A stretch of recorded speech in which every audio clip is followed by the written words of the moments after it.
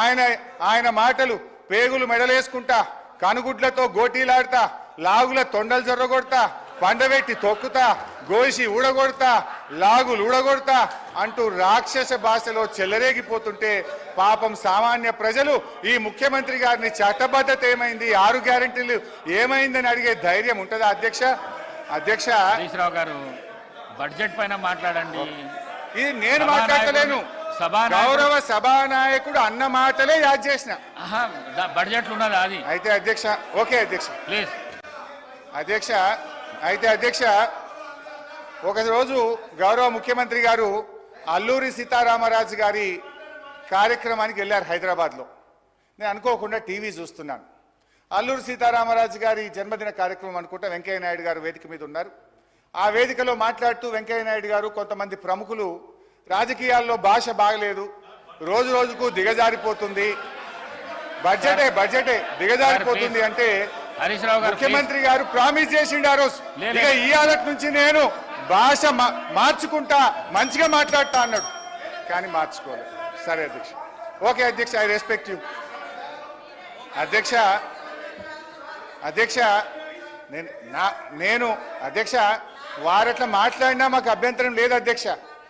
మా బాధల్లా ఆ ముఖ్యమంత్రి కుర్చీకుండే గౌరవం పెరగాలి, ఈ రాష్ట్రం యొక్క ప్రతిష్ట మసకబారద్దు అనేదే మా తాపత్రయం తప్ప వేరే లేదు. ఒక చిన్న ఎగ్జాంపుల్ చెప్తా అధ్యక్ష. గ్రూప్ 2 ఉద్యోగాల కోసం నిరుద్యోగులందరూ కూడా రోడ్ల మీదకి వచ్చి వాళ్ళు వాయిదా వేయాలని అడిగితే గౌరవ ముఖ్యమంత్రి గారు ఏమన్నారంటే, ఎవరైనా వాయిదా వేయమని అడిగేది, సన్నాసులు అడుగుతున్నారు వాయిదా వేయమని అన్నారు.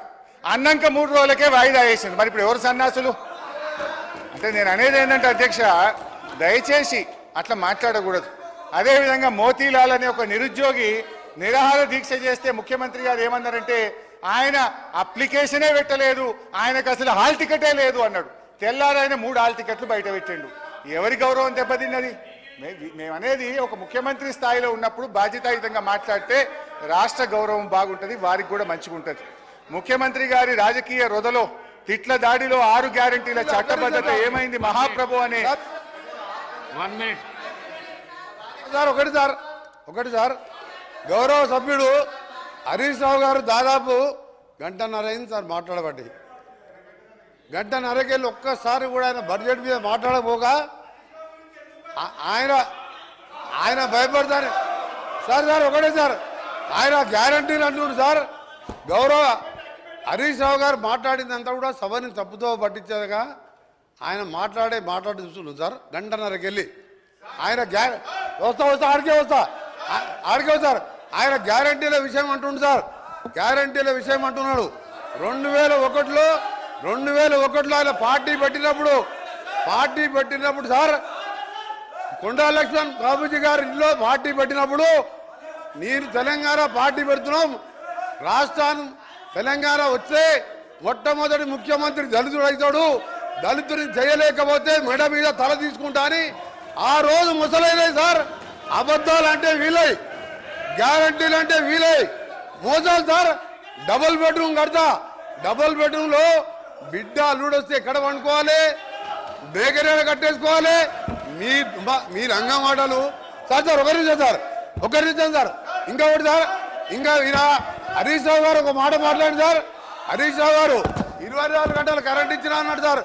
24 గంటలు కరెంట్ ఇచ్చినా అంటే, నేను ఒక సబ్స్టేషన్ సార్, బండ సోమవారం అనే సబ్స్టేషన్కి వెళ్ళాను. అక్కడ ఆపరేటర్, బస్ అయిన ఆపరేటర్ వీడియో రికార్డింగ్ ఉన్నది.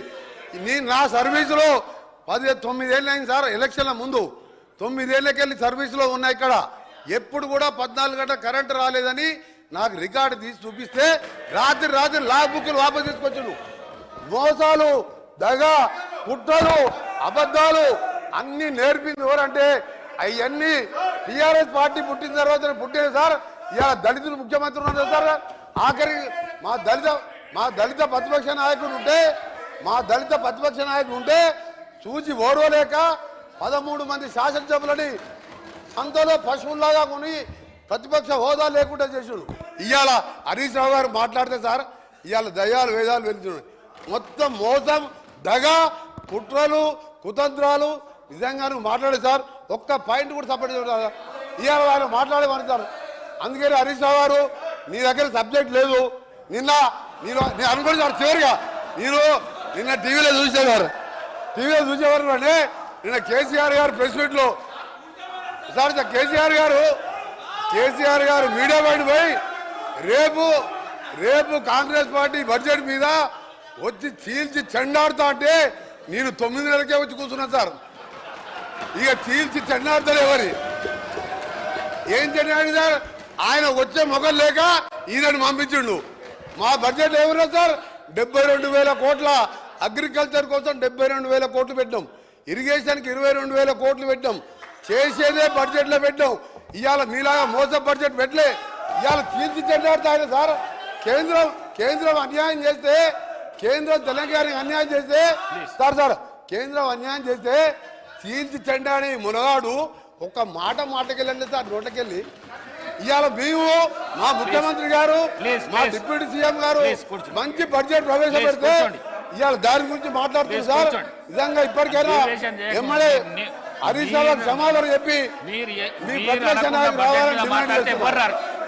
కూర్చోండి ప్లీజ్ హరీష్ రావు గారు అదే డివియేషన్ చేయొద్దని చెప్పాలి.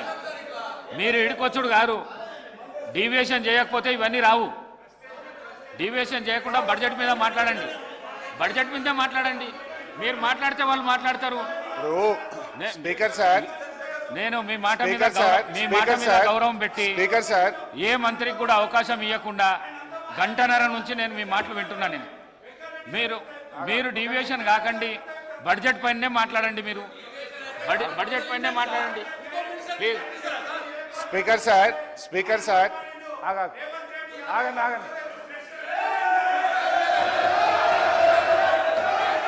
స్పీకర్ సార్ ఇప్పుడు గంటన్నర అంటున్నారు. గంటన్నరలో ముఖ్యమంత్రి గారు, ఉప ముఖ్యమంత్రి గారు, శ్రీధర్ బాబు గారు, జూపల్లి గారు, కోమటిరెడ్డి గారు 5 మంత్రులు మనిషికి 3 సార్లు లేస్తే ఇక నేను గంటన్నరలో నేను ఏం మాట్లాడినట్టు? ఈజ్ ఇట్ నాట్ డిస్టర్బెన్స్ అధ్యక్ష? ఒకటి. రెండవది అధ్యక్ష, ఇప్పుడు నేను కోమటిరెడ్డి గారికి ఘాటుగా సమాధానం చెప్పగలుగుతా, కానీ నా బాధ ఏంటంటే ఇట్ విల్ డీవియేట్. ఆయనకేమో హాఫ్ నాలెడ్జ్. ఇప్పుడు ఆయన ఏం మాట్లాడిండు? Yes you are a half knowledge fellow. అధ్యక్ష హరీష్ రావు గారు ఐ విల్ టెల్ ఆ మాటను విరమించుకోండి. ఓకే, మీకు ఇబ్బంది ఉంటే తొలగించండి, నాకు అభ్యంతరం లేదు. రైట్ అధ్యక్ష, ఆ పదాన్ని తొలగించండి. సార్ ఆయనకు వారికి హాఫ్ నాలెడ్జ్ కాదు సార్, ఆకారం పెరిగింది తప్పి అసలు నాలెడ్జ్ లేదండి. ఆకారం పెరిగింది. ఆయన నాలెడ్జ్ ఎక్కడ సార్? ఆయన ఒక డమ్మీ మినిస్టర్, ఆయన డమ్మీ అల్లుడు. ఆయనకు హాఫ్ నాలెడ్జ్ కాదు, ఆకారం పెరగానే సరిపోదు, బుద్ధి ఉండాలి. దళితులు ముఖ్యమంత్రి అన్నాడా లేడా? మీ మామ అన్నాడా లేడా? తప్పు చెప్పు, మీ మామ అన్నాడా లేడా?